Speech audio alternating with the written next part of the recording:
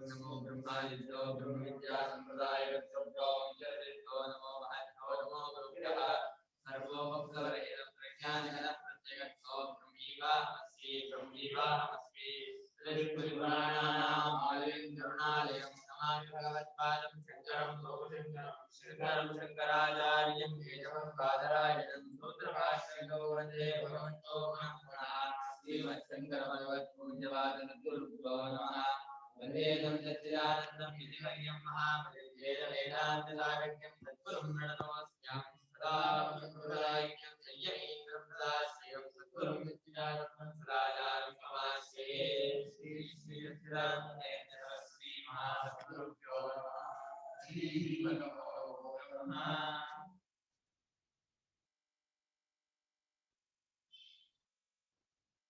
ಕಿಂಚಾನ್ಯದ 82 ನೇಹಾಭಿಕ್ರಮನಾಶೋಸ್ತಿ ಪೀಠಿಕೆ.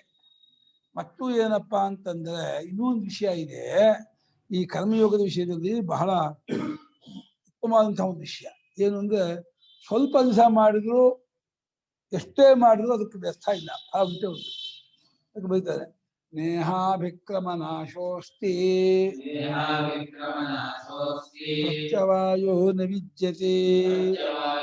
ವಿದ್ಯತೆ ಸ್ವಲ್ಪಮಪ್ಯಸ್ಯ ಧರ್ಮಸ್ಯ ತ್ರಾಯತೆ ಮಹತೋ ಭಯಾತ್.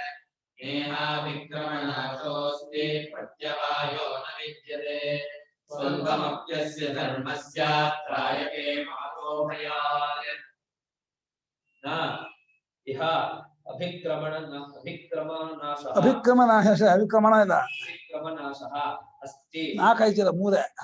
प्रत्यवायः न विद्यते स्वल्पम् अस्य ಅಪಿ ಅಪಿ ಅಪಿ स्वल्पम् अपि अस्य धर्मस्य त्रायते महतः भयात्. ಇಹ ಅಂದ್ರೆ ಈ ಕರ್ಮಯೋಗ ಮಾರ್ಗದಲ್ಲಿ ಅಂತ ಅರ್ಥ. ಈ ಕರ್ಮಯೋಗ ಮಾರ್ಗದಲ್ಲಿ ಅಭಿಕ್ರಮನಾಶ ನಾಸ್ತಿ. ಅಭಿಕ್ರಮ ಅಂದ್ರೆ ಆರಂಭ, ಆರಂಭ ನಾಶ ಇಲ್ಲ ಅಂತ. ಆರಂಭ ನಾಶ ಎಲ್ಲಿ ಅಂದ್ರೆ ಕೆಲವು ಕರ್ಮದಲ್ಲಿ ಆಗ್ಬಿಡುತ್ತೆ. ಒಂದು ಮನೆನ ಕಾಲ್ಭಾಗ ಅರ್ಧ ಕಟ್ಟಿ ಬಿಟ್ಬಿಟ್ರೆ, 5-6 ವರ್ಷ ಬಿಟ್ಬಿಟ್ರೆ ಮಳೆ ಗಿಡ ಬಂದು ಹಾಳಾಗ್ಬಿಡುತ್ತೆ. ಅಥವಾ ಪೈರು ಹಾಕಿರ್ತೀವಲ್ಲ, ಅದು ದನ ಮೇಯ್ದು ಹೋಗ್ಬಿಟ್ರೆ, ಬೈದೋಗ್ಬಿಟ್ರೆ, ಫಸ್ಟ್ ಬರ್ದೇನೆ ಆಗೋದು, ಏನೇನು ಆಗ್ಬಿಡೋದು, ಕಾಯಿಲೆ ಬಂದ್ಬಿಡೋದು ಆಗ್ಬಿಡುತ್ತೆ. ತೋಟ ಗಿಡ ಬಗಸಿ ತೋಟಕ್ಕೆ ಹಳದಿ ರೋಗ, ಕಾಯಿಲೆ ರೋಗ ಅಂತ ಬಂದ್ಬಿಡುತ್ತೆ, ದಂಡ ಆಗ್ಬಿಡುತ್ತೆ. ಆರಂಭ ಮಾಡಿದ್ದಕ್ಕೆ ನಾಶವಾಗುವುದು ಅನ್ನೋ ಲೋಕದಲ್ಲಿ ತುಂಬಿಬಿಡುತ್ತೆ. ಹಾಗೆ ಪ್ರತ್ಯವಾಯೋಪಿ ನಮಗಿದ್ರೆ, ಪ್ರತ್ಯವಾಯ ಅಂದ್ರೆ ರಿವರ್ಸ್ ಆಗೋದು, ಸೈಡ್ ಎಫೆಕ್ಟು ಅದು ಇಲ್ಲ. ಈ ವೈದ್ಯಕೀಯಲ್ಲಿ ಉಂಟು. ಅವ್ರಿಗೆ ವೈದ್ಯನಿಗೆ ಸರಿಯಾದ ನಿನ್ನ ರೋಗ ಗೊತ್ತಿದ್ರೆ ಏನೋ ಇಂಜೆಕ್ಷನ್ ಕೊಟ್ಟ ಅಂದ್ರೆ ಮೈಯೆಲ್ಲ ಏನೋ ಗಂಧಿ ಆಗ್ಬಿಡುತ್ತೆ, ಕಪ್ಪಾಗ್ಬಿಡುತ್ತೆ. ಆಯ್ತು, ತುಂಬಾ ಮುಖದ ಕಪ್ಪಿದೆ. ಯಾಕೆ ಅಂದ್ರೆ ಅದು ಮಾತ್ರೆ ಅಲರ್ಜಿ ಆಯ್ತು ಅಂತ, ಅವರು ಮಾತ್ರೆ ತಪ್ಪ ಕೊಟ್ಟಿದ್ದಾರೆ ಅಂತ. ಏನೇನೋ ಕಾಯಿಲೆಗೆ ಏನೇನೋ ಔಷಧಿ ತಗೊಂಡ್ಬಿಟ್ರೆ ಏನೇನೋ ಆಗ್ಬಿಡುತ್ತೆ. ಮಾಡಬಾರ್ದು ಅಂತ ತಗೊಂಡ್ರೆ ಆಗ್ಬಾರ್ದು ಆಗ್ಬಿಡುತ್ತೆ. ಪ್ರತ್ಯವಾಯ ವೈದ್ಯಕೀಯ ಶಾಸ್ತ್ರದಲ್ಲಿ ಲೋಕದಲ್ಲೂ ಉಂಟ, ಇವಾಗ ಬೇರೆ ಕರ್ಮಕಾಲ ಇದಾಗುತ್ತೆ. ಅಭಿಕ್ರಮ ನಾಶ ಉಂಟು. ಅದು ಇಲ್ಲಿ ಮಾತ್ರ ಈ ಕರ್ಮಯೋಗದಲ್ಲಿ ಆರಂಭ ಮಾಡಿದ್ರೆ ಒಂದು ದಿವಸ ಮಾಡಿದ್ರು ಅದಕ್ಕೆ ಫಲ ಉಂಟು. ಎಷ್ಟು ದಿವಸ ಮಾಡಿದ್ರು ಅದಕ್ಕೆ ಸೈಡ್ ಎಫೆಕ್ಟ್ ಅಂದ್ರೆ ಬೇರೆ ವಿಪರೀತ ಫಲ ಅನ್ನೋದು ಆಗೋದೇ ಇಲ್ಲ. ಸ್ವಲ್ಪ ಮಪಿ ಅಸ್ಯ ಧರ್ಮಸ್ಯ, ಕಿಂಚಿತ್ತ 1 3 ತಿಂಗಳು 6 ತಿಂಗಳು ಕರ್ಮಯೋಗದಿಂದ ಶ್ರದ್ಧಾಭಕ್ತಿಯಿಂದ ಮಾಡೋ, ಅದು ಯಾವತ್ತೂ ನಿನ್ ಕಾಪಾಡುತ್ತೆ. ಜನ್ಮ ಅಂತ ಒಂದು ಸದ್ಗುರುಗಳನ್ನೋ ಮಹಾತ್ಮರನ್ನೋ ಭೇಟಿ ಕೊಡಿಸಿ ಸನ್ಮಾರ್ಗ ಕರ್ಕೊಂಡೋಗ್ಬಿಡುತ್ತೆ. ಕರ್ಮಯೋಗಕ್ಕೆ ಒಂದು ವಿಶೇಷ ಏನಂದ್ರೆ ಪುಣ್ಯಲೋಕ ಕೊಡಕ್ ಬರೋಲ್ಲ. ಧರ್ಮಾನುಷ್ಠಾನಕ್ಕೆ ಪುಣ್ಯಲೋಕ ಕೊಟ್ಬಿಡ್ತಾನೆ, ಕಾಮ್ಯ ಕರ್ಮಕ್ಕೂ ಪುಣ್ಯಲೋಕ ಬಂದ್ಬಿಡುತ್ತೆ. ಇದಕ್ಕೆ ಚಿತ್ತಶುದ್ಧಿಯನ್ನೇ ಕೊಡ್ಬೇಕು, ಬೇರೆ ಫಲ ಕೊಡಕ್ ಬರೋದೇ ಇಲ್ಲ ಪರಮಾತ್ಮನಿಗೆ. ನಾವು ಏನು ಫಲಾಪೇಕ್ಷೆ ಯೋಜನೆ ಸುಮ್ಮನೆ ಧರ್ಮ ಮಾಡ್ತೀನಿಪ್ಪ ಅಂದ್ರು ಸ್ವರ್ಗ ಸಾತಿರ್ಮ ವಿಶ್ವಜನ್ಯ ತಗೊಂಡ್ಬಿಟ್ಟಿದ್ದಾರೆ. ಯಾವುದೇ ಫಲಾಪೇಕ್ಷೆ ಇಲ್ಲದೆ, ಈಶಾಪಣೆಯೂ ಇಲ್ಲದೆ, ಈಶಾಪಣೆ ಮಾಡಲ್ಲ, ಫಲಾಪೇಕ್ಷೆಯೂ ಇಲ್ಲ. ನಾನು ಬ್ರಾಹ್ಮಣ ಹುಟ್ಟಿದೀನಿ, ನನ್ನ ಡ್ಯೂಟಿ ಮಾಡ್ಬೇಕಪ್ಪ ಅಂತ ಹೇಳಿ ಮಾಡ್ತಾ ಇದ್ದೆ, ನನಗೆ ಸ್ವರ್ಗವೇ ಪ್ರಾಪ್ತಿ ಆಗೋದು. ಕಾಮ್ಯ ಕರ್ಮಕ್ಕೂ ಕಾಮ್ಯ ಫಲ ಪ್ರಾಪ್ತಿ ಆಗುತ್ತೆ. ಕರ್ಮಯೋಗಕ್ಕೆ ಮಾತ್ರ ಸ್ವರ್ಗವನ್ನೂ ಕೊಡಕ್ ಬರಲ್ಲ, ಬೇರೆ ಲೋಕಾಂತನೂ ಕೊಡಕ್ ಬರಲ್ಲ, ಬೇರೆನೂ ಕೊಡಕ್ ಬರಲ್ಲ. ಚಿತ್ತಶುದ್ಧಿಯನ್ನೇ ಕೊಡಬೇಕು, ಮನುಷ್ಯ ಜನ್ಮವನ್ನೇ ಕೊಟ್ಟು ಉತ್ತಮ ಕರ್ಕೊಂಡು ಮತ್ತೆ ಇಲ್ಲೇ ಬರಬೇಕು. ಅವನಿಗೆ ಭೋಗದ ಸಂಬಂಧ ಇಲ್ಲ ಅವನಿಗೆ. ಹಾಗಾದ್ರಿಂದ ಅಸ್ಯ ಧರ್ಮಸ್ಯ ಸ್ವಲ್ಪ ಈ ಕರ್ಮಯೋಗದ ಧರ್ಮವನ್ನ ಕಿಂಚಿತ್ತಾದರೂ ಅವನು ಫಾಲೋ ಮಾಡಿದ್ದೆ, ಅನುಸರಣೆ ಮಾಡಿದ್ರೆ ಆ ಧರ್ಮಕ್ಕೆ ಮಹತೋ ಭಯ ತ್ರಾಯತೆ. ಅದು ಧರ್ಮ ನಿಮಿತ್ತ ದೊಡ್ಡ ಭಯ ಯಾವುದೋ ಸಂಸಾರ ಭಯ, ಅದನ್ನು ಕಾಪಾಡ್ಬಿಡುತ್ತೆ. ಚಿತ್ತಶುದ್ಧಿ ಆಗುತ್ತಲೇ ಇದ್ರ ಹಣೆ ಮೇಲೆ ಗೊತ್ತಾಗ್ಬಿಡುತ್ತೆ, ಭೋಗದ ಹಣೆ ಮೇಲೆ ಗೊತ್ತಾಗ್ಬಿಡುತ್ತೆ. ಈ ಅತ್ತಿ ಹಣ್ಣು ನೋಡಿದ್ರೆ ತುಂಬಾ ಚೆನ್ನಾಗಿದೆ, ರಂಗಂಗ ಇದೆ, ಕೆಂಪಾಗಿದೆ ಅಂತ, ಒಡೆದು ನೋಡಿದ್ರೆ ತುಂಬಾ ಹುಳ ಇದ್ಬಿಡುತ್ತೆ. ಇದ್ಬಿಡ್ಬೋದು, ಇರ್ಲೇಬೇಕು ಅಂತಿಲ್ಲ. ಆದ್ರೆ ಈ ಕರ್ಮ ಇದೆಯಲ್ಲ, ಭೋಗ, ಪ್ರಾಪಂಚಿಕ ಭೋಗಗಳು ನೋಡೋಕೆ ದೃಶ್ಯಮಾನ ರಮಣೀಯ ರಂಗರಂಗ ಆಗಿರುತ್ತೆ. ಒಳ ಹೊಕ್ಬಿಟ್ರೆ ಅದರ ಹುಳುಕು ಕೊಳಕು ಎಲ್ಲ ಕಾಣುತ್ತೆ. ಆದ್ರೆ ಈ ಚಿತ್ತಶುದ್ಧಿ ಆದ್ರೆ ಎಲ್ಲ ದೋಷವೂ ಗೊತ್ತಾಗ್ಬಿಡ್ತಲ್ಲ, ಭಗವಂತನ ಕಡೆ ಹೋಗ್ಬಿಡ್ತಾನೆ. ಚಿತ್ತಶುದ್ಧಿ ಆಗುತ್ತಲೇ ಅವನಿಗೆ ನಿವೃತ್ತಿ ಮಾರ್ಗ, ಅಂತರ್ಮುಖತೆ, ಮತ್ತೆ ಭಗವದ್ಭಕ್ತಿ, ಮತ್ತೆ ಸೂಕ್ಷ್ಮ ವಿಚಾರ ಅರ್ಥವಾಗೋದು ಎಲ್ಲ ಅರ್ಥ. ಬಹಳ ಚಿತ್ತಶುದ್ಧಿ ಬಹಳ ಉತ್ತಮ ಫಲ. ನ ಇಹ ಮೋಕ್ಷ ಮಾರ್ಗೇ ಕರ್ಮಯೋಗೇ ಅಭಿಕ್ರಮನಾಶ ಅಭಿಕ್ರಮಣಂ ಅಭಿಕ್ರಮ ಪ್ರಾರಂಭ ತಸ್ಯ ನಾಶಃ ನಾಸ್ತಿ ಯಥಾ ಕೃಷ್ಯಾದೆ. ಯಥಾ ಕೃಷ್ಯಾದೆ ವ್ಯತಿರೇಕ ದೃಷ್ಟಾಂತ. ಯಥಾ ಕೃಷ್ಯಾದೇ ಅಭಿಕ್ರಮನಾಶೋ ಅಸ್ತಿ ನ ತಥಾ ಅಸ್ತಿ ಅಂತ. ಇಹ ಅಂದ್ರೆ ಇಲ್ಲಿಂದ ನೋಡಿ, ಭಾಷಿಕಾರರು ಆ ಕರ್ಮಯೋಗಕ್ಕೆ ಒಂದು ಪ್ರಿಫಿಕ್ಸ್ ಹಾಕಿದ್ರು. ಏನು? ಮೋಕ್ಷ ಮಾರ್ಗವಾದ ಕರ್ಮಯೋಗ ಅಂದ್ರು. ಕರ್ಮಯೋಗವೇ ಮೋಕ್ಷ ಮಾರ್ಗದ ಮೊದಲನೇ ಮೆಟ್ಲು. ಮೋಕ್ಷ ಮಾರ್ಗ ಕತ್ತಬೇಕಾದ್ರೆ ಕರ್ಮಯೋಗ ಎಷ್ಟು ಚೆನ್ನಾಗಿ ಮಾಡ್ತೀಯೋ ಮೋಕ್ಷ ಮಾರ್ಗದ ಫೌಂಡೇಶನ್ ಜೋರಾಗಿ ಕೊಡುತ್ತೆ. ಮೋಕ್ಷ ಮಾರ್ಗವಾದ ಕರ್ಮಯೋಗದಲ್ಲಿ ಅಂತ ಕರ್ಮಯೋಗಕ್ಕೆ ವಿಶೇಷಣ ಕೊಡ್ತಾ ಇದ್ದಾರೆ. ಕರ್ಮಯೋಗ ಎಂಥದ್ದು? ಮೋಕ್ಷ ಮಾರ್ಗ. ಮೋಕ್ಷ ಅದೇನೋ ಬಂಧನ ನಿವೃತ್ತಿ, ಬಂಧನದಿಂದ ಬಿಡುಗಡೆ. ಯಾವುದು ಬಂಧನ? ಅವಿದ್ಯಾ ಕಾಮ ಕರ್ಮ ಅನ್ನೋ ಬಂಧನ. ಇದನ್ನು ಬಿಡುಗಡೆ ಆಗತ್ತೆ. ಹಾಗಾಗಿ ಎಲ್ಲಾ ಕಷ್ಟದಿಂದಲೂ ದುಃಖದಿಂದಲೂ ಪಾರತಂತ್ರದಿಂದಲೂ ಬಿಡುಗಡೆಯಾಗುವುದೆಂಬ ಮೋಕ್ಷ ಮಾರ್ಗವಾದ ಕರ್ಮ ಮಾರ್ಗದಲ್ಲಿ ಅಭಿಕ್ರಮ ನಾಶ. ಕ್ರಮ ಪಾದ ವಿಕ್ಷೇಪೆ, ಕ್ರಮ ಅಂದ್ರೆ ವ್ಯಾಪಿಸ್ಕೊಳ್ಳೋದು ಅಂತ ಅರ್ಥ ಇದ್ರು. ಅಭೀತ್ ಉಪಸರ್ಗ ಸೇರಿದ್ರೆ ಆರಂಭ ಅಂತ ಅರ್ಥ ಬಿಡುತ್ತೆ. ಉಪಸರ್ಗೇಣ ಧಾತಸ್ಥೋ ಬಲಾದಂದಿತ್ಯ ನೀಗಿದೆ ಅಂತ. ಕ್ರಮ ಅಂದ್ರೆ ಕ್ರಮ ಪಾದ ವಿಕ್ಷೇಪೆ. ಕ್ರಮ ಅನ್ನೋದು ಒಂದು ಕ್ರಮ, ಒಂದು ರೀತಿ, ಮಾರ್ಗ, ನಿಯಮ ಅಂತ ಬರುತ್ತೆ. ಅಭಿಕ್ರಮ ಅಂದ್ರೆ ಆರಂಭ. ನಿಯಮದ ಕ್ರಮ ಅಂದ್ರೆ ಕ್ರಾಮತಿ. ಕ್ರಮ ಅತಿಕ್ರಮಣ ಅಂದ್ರೆ ಮೀರೋದು, ದಾಟೋದು. ಅದು ಇಲ್ಲಿ ಕ್ರಮ ಅಂದ್ರೆ ಅಭಿಕ್ರಮ ಅಂದ್ರೆ ಆರಂಭ. ಅಂದ್ರೆ ಅಭಿಕ್ರಮಣಂ ಅಭಿಕ್ರಮಣ ಬಿಟ್ಟು ಅಭಿಕ್ರಮ ಕೈ ಪ್ರಾರಂಭ ಅಂತ ಅರ್ಥ ಆಗೋದು, ಸ್ಪಷ್ಟ ಅರ್ಥ ಆಗುತ್ತೆ ಅಂತ. ಅದರ ನಾಶವು ಇರುವುದಿಲ್ಲ. ಯಾವುದಂತೆ ನಾಶ ಇರುವುದಿಲ್ಲ? ಕೃಷ್ಯಾದಿಗಳಲ್ಲಿ ಹೇಗೆ ಆರಂಭ ನಾಶ ಉಂಟೋ ಹಾಗಿಲ್ಲ, ಆರಂಭ ನಾಶ ಇಲ್ಲ ಅಂದ್ರು. ಯೋಗ ವಿಷಯ ಪ್ರಾರಂಭಸ್ಯ ನ ಅನೇಕಾಂತಿಕ ಫಲತ್ವ ಇತ್ಯರ್ಥ.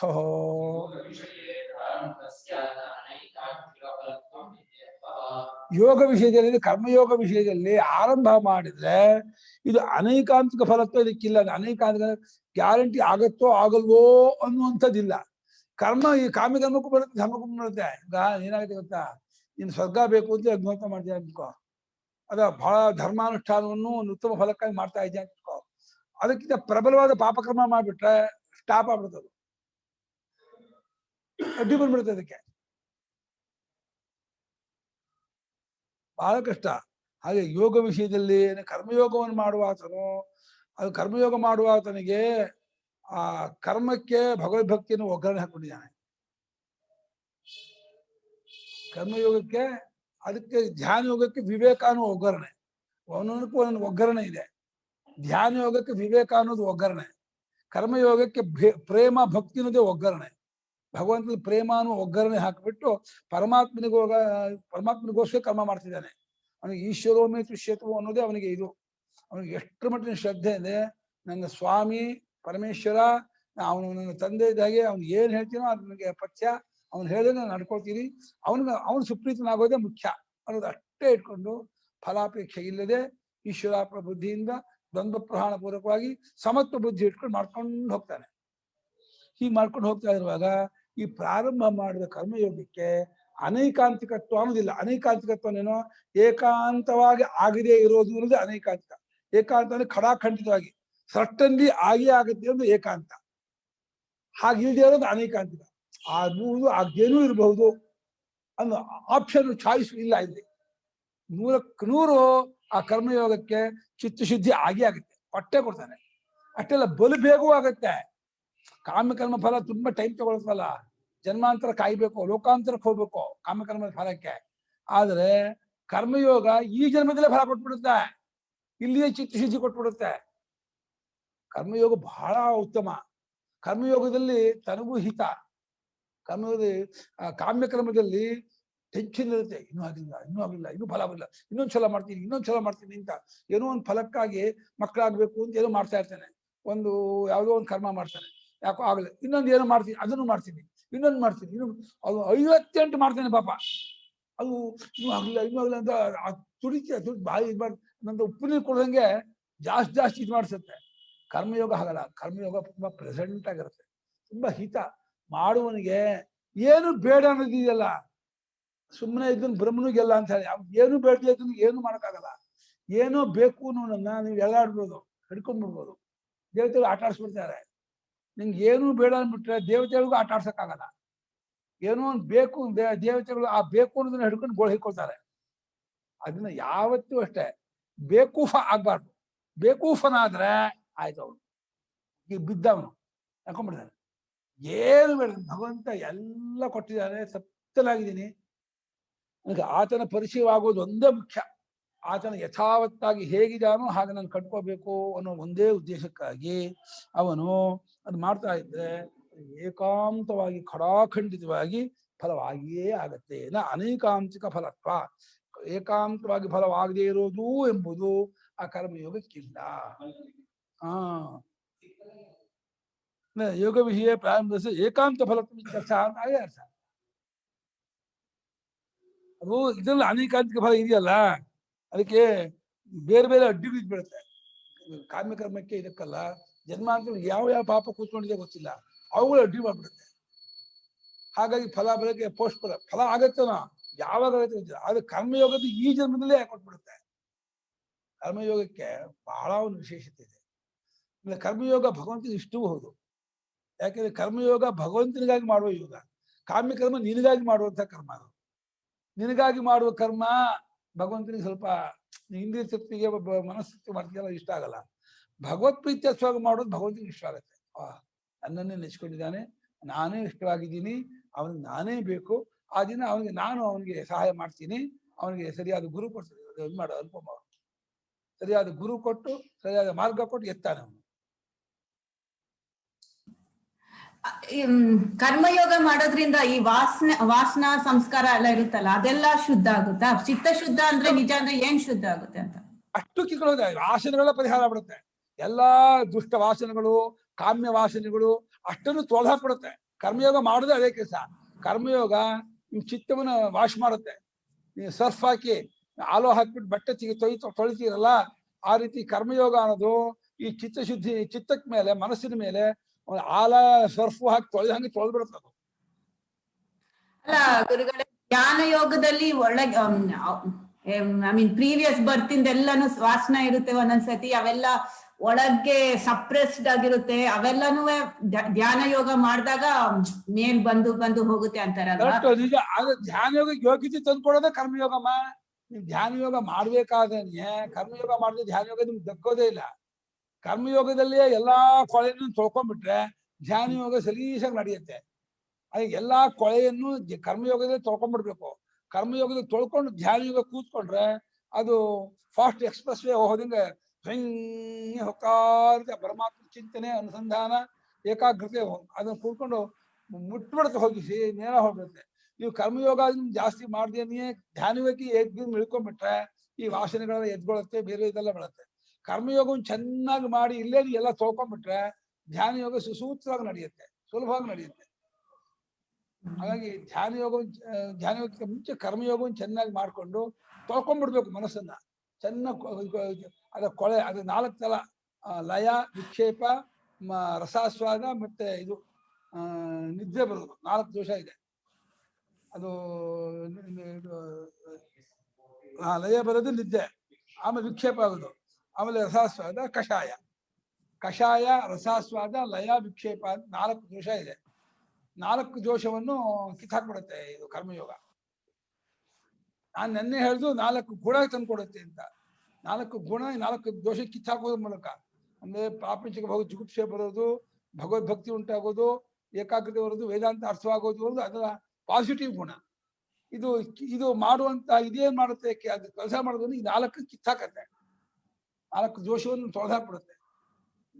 ತೂಕಡಿಕೆ ಬರೋದನ್ನ ಕಿತ್ತಾಕತ್ತೆ, ಏನೇನೋ ಕೆಟ್ಟ ಕೆಟ್ಟ ಕಷಾಯಗಳು ಬೇರೆ ಬೇರೆ ವಾಸನೆಲ್ಲ ತೊಳೆಯುತ್ತೆ, ವಿಕ್ಷೇಪವನ್ನು ಪರಿಹಾರ ಮಾಡುತ್ತೆ, ಏಕಾಗ್ರತೆ ತಂದುಕೊಡುತ್ತೆ.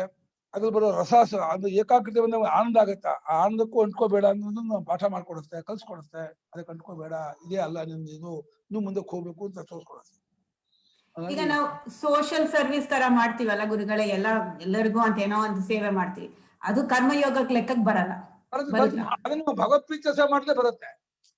ಯಾವಾಗ್ಲೂ ಏನು ಸೋಷಿಯಲ್ ವರ್ಕೇ ಮಾಡಿದ್ರೆ ಈಗ ನನ್ಗೆ ಯಾವ ಪ್ರತಿಫಲ ಬೇಕು, ನಂಗೆ ಕೀರ್ತಿ ಬೇಡ, ದುಡ್ಡು ಬೇಡ, ಗೌರವ ಬೇಡ, ಮರ್ಯಾದೆ ಬೇಡ, ಇದನ್ನ ಈ ರೂಪದಲ್ಲಿರೋ ಪರಮಾತ್ಮನ ನಾನು ಆರಾಧನೆ ಮಾಡ್ತಿದ್ದೀನಿ.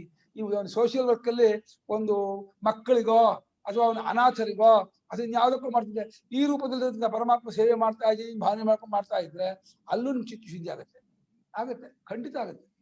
ಆ ಕರ್ಮದಲ್ಲಿ ಸೋಷಿಯಲ್ ವರ್ಕ್ ಲೌಕಿಕ ಕರ್ಮ, ವೇದೋಕ್ತ ಕರ್ಮ, ಅದರಲ್ಲೂ ವೇದಾಂತ ಉಪಾಸನೆ, ಅದು ಒಂದಕ್ಕೊಂದು ಮೇಲ್ಮಟ್ಟ.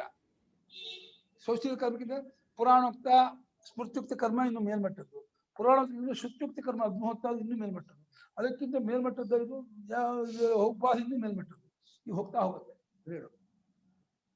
ಎಲ್ಲೂ ಕರ್ಮ, ಎಲ್ಲೂ ಭಗವತ್ಪ್ರೀತ್ಯರ್ಥವಾಗಿ ಮಾಡುವ ಕರ್ಮವಾದರೂ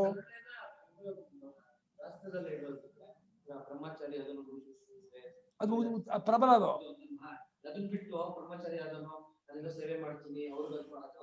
ಆಗತ್ತೆ, ಅದು ಕಮ್ಮಿ ಆಗತ್ತೆ. ಏನಾಗುತ್ತೆ ಗೊತ್ತಲ್ಲ, ಒಳ್ಳೆ ಇದನ್ನ ಅಮೃತ ಮೃಷ್ಟಾನ್ನ ಬಿಟ್ಬಿಟ್ಟು ನಾನು ಕದನ ತಿಂತೀನಿ, ಅದ್ರೂ ಹೊಟ್ಟೆ ತುಂಬುತ್ತೆ, ಕದನದಲ್ಲೂ ಹೊಟ್ಟೆ ತುಂಬುತ್ತೆ, ಮೃಷ್ಟಾನ್ನೂ ಹೊಟ್ಟೆ ತುಂಬುತ್ತೆ.